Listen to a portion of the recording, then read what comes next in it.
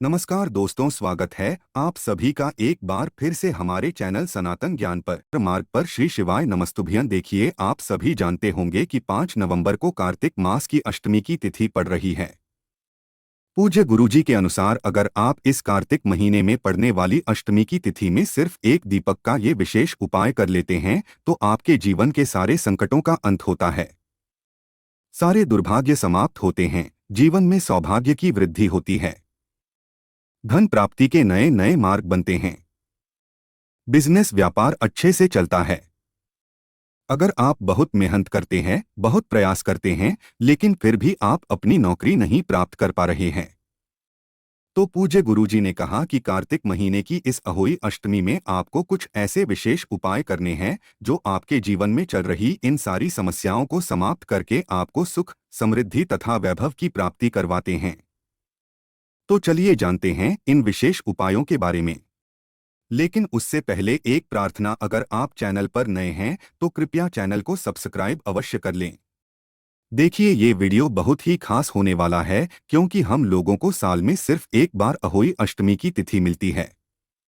अहोई अष्टमी एक ऐसी अष्टमी होती है जिस दिन माताएं अपने बच्चों के लिए व्रत रखती ने अपने बच्चों के उत्तम स्वास्थ्य के लिए, उनके बेहतर भविष्य के लिए, उनके अच्छे करियर के लिए, उनके जीवन में तरक्की को प्राप्त करने के लिए कुछ ऐसे विशेष उपाय करती है जिससे उनके बच्चे का जीवन धन धान्य से भरता है, सुख समृद्धि से भरता है और उसके जीवन की सारी बाधाएं समाप्त होती है।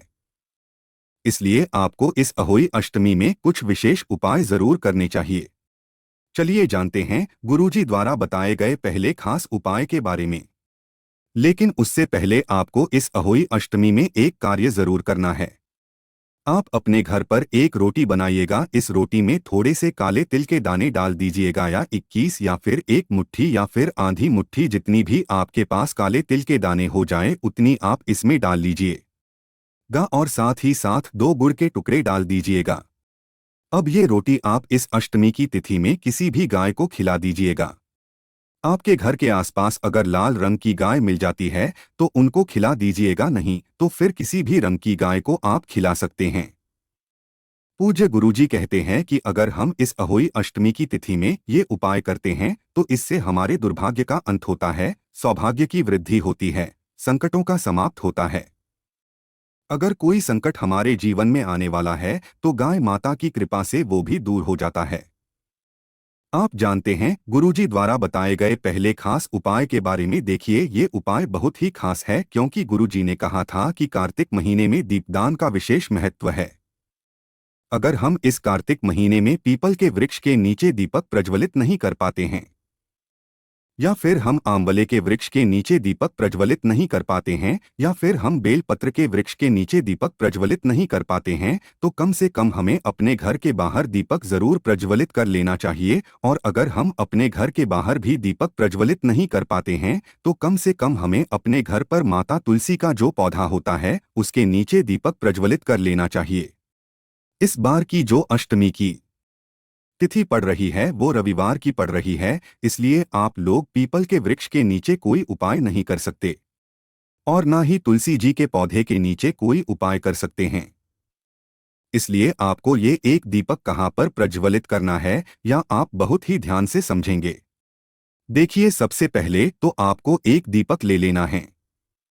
दीपक आप मिट्टी का भी ले सकते हैं, और अगर आप अपने घर पर शुद्ध आटा मारकर उसका दीपक तैयार करना चाहते हैं तो आप उसका भी दीपक तैयार कर सकते हैं। इस दीपक में आपको शुद्ध घी का इस्तेमाल करना है और साथ ही साथ लंबी रुई की बत्ती का प्रयोग करना है।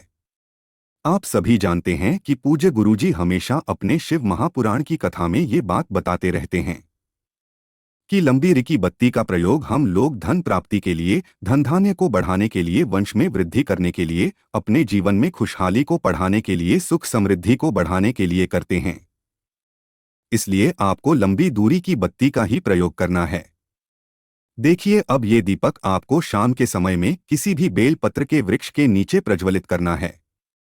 बेलपत्र का जो वृक्ष होता है वो अगर आपके घर के आसपास है तो वहां पर आप प्रज्वलित कर सकते हैं, और अगर बेलपत्र का वृक्ष नहीं है तो फिर आप अपने घर के बाहर ये दीपक प्रज्वलित कर लीजिएगा।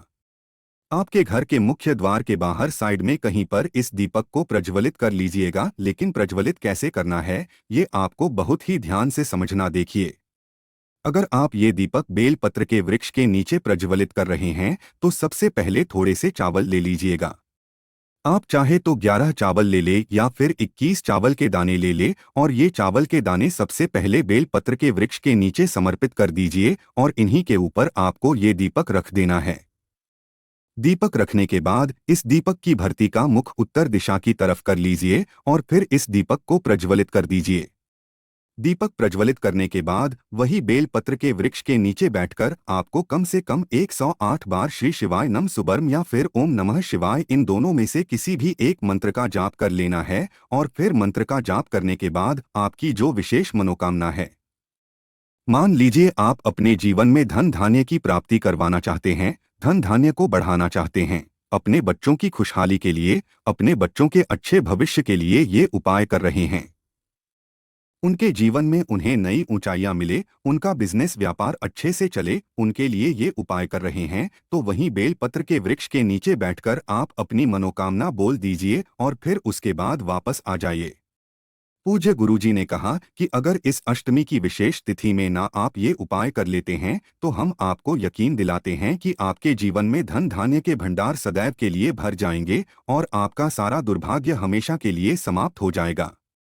आप देखिए, अगर आपने अपने घर के बाहर ये दीपक प्रज्वलित किया है और वो दीपक अगर आटे का है तो इस दीपक को आप दूसरे दिन उठाकर किसी भी पीपल के वृक्ष के नीचे या बरगद के वृक्ष के नीचे समर्पित कर दीजिए, यानी छोड़ दीजिए। आप जानते हैं पूज्य गुरुजी द्वारा बताए गए दूसरे खास उपाय के बारे में। ये उपाय के लिए आपको एक लोटा जल लेना है। लोटा आप तांबे का ले लीजिएगा और जल आप अपने किचन से ले लीजिएगा। फिर इसी के साथ आपको ले लेना है एक बेलपत्र। बेलपत्र आपको ध्यान रखना है कि कहीं से भी कटी फटी नहीं होनी चाहिए, और बेलपत्र की डंडे के आखिर में अगर डोंट है यानी डंठल हैं तो उसको तोड़कर आप अलग कर लेंगे। अगर आपके पास बेलपत्र नहीं है तो शिवलिंग के ऊपर चढ़ी हुई बेलपत्र को उठाकर जल से शुद्ध करके फिर आप उसका भी इस्तेमाल कर सकते हैं। फिर इसी के साथ आपको ले लेना है एक चावल का दाना। चावल का दाना लेते समय आप ध्यान रखेंगे कि ये कहीं से टूटा हुआ नहीं होना चाहिए, खंडित नहीं होना चाहिए, क्योंकि हम लोग शिवलिंग में कोई भी सामग्री खंडित समर्पित नहीं करते हैं। आप सिर्फ ये 3 सामग्री लेकर आपको पहुंच जाना है शिवालय। पूज्य गुरुजी के अनुसार इस उपाय को आप सुबह भी कर सकते हैं और शाम को भी कर सकते हैं। आप देखिए, शिवालय पहुंचने के बाद आपको सबसे पहले एक काम करना है। अगर शिवालय में भीड़ नहीं है तो फिर आप दक्षिण दिशा में बैठ जाइए और उत्तर दिशा की तरफ अपना फेस कर लीजिए, यानी नॉर्थ डायरेक्शन की तरफ अपना फेस कर लीजिए। लेकिन अगर शिवालय में भीड़ है तो फिर पूज्य गुरुजी कहते हैं ऐसी स्थिति में आप किसी भी दिशा में बैठकर शिवलिंग की पूजा प्रार्थना कर सकते हैं। आप देखिए, आप सबसे पहले जो है चावल का दाना लेकर गए हैं, उस चावल के दाने को शिवलिंग के ऊपर समर्पित कर दीजिए और श्री शिवाय नमस्तुभ्यं मंत्र का स्मरण करते हुए आपके जीवन में धन से संबंधित जो समस्या चल रही है, वे व्यापार से संबंधित जो समस्या चल रही है, आपके जीवन में धन प्राप्ति नहीं हो पा रही है, धन प्राप्ति के सारे मार्ग आपको बंद दिखाई पड़ रहा है, तो धन प्राप्ति से संबंधित जो भी समस्या है उस समस्या को दूर करने के लिए महादेव से प्रार्थना कर लीजिए और यह एक चावल का दाना समर्पित कर दीजिए। इसके बाद जो एक बेलपत्र आप लेकर आए हैं उस बेलपत्र को आप अपने हाथ में रखिए और आपकी जो भी मनोकामना है, चाहे वो मनोकामना आपके व्यापार से संबंधित हो या फिर विवाह से संबंधित हो या फिर धन प्राप्ति से संबंधित हो या फिर नौकरी से संबंधित हो, किसी भी प्रकार की आपकी मनोकामना है तो उसका स्मरण कर लीजिए और उस मनोकामना को परिपूर्ण करने के लिए महादेव से प्रार्थना कर लीजिए। फिर ये एक बेलपत्र आपको शिवलिंग के ऊपर समर्पित कर देनी है। शिवलिंग के ऊपर समर्पित करते हुए आप ध्यान रखिएगा कि बेलपत्र की चिकनी साइड का हिस्सा शिवलिंग में टच करेगा और बेलपत्र की डंडी जलाधारी की तरफ रहेगी। इसके बाद आप जो एक लोटा जल लेकर गए हैं उस जल को आप सबसे पहले श्री गणेश जी वाले स्थान पर थोड़ा सा समर्पित कर देंगे और ओम नमः शिवाय या फिर श्री शिवाय नमस्तुभ्यं, इन दोनों में से किसी भी एक मंत्र का स्मरण कर लेंगे।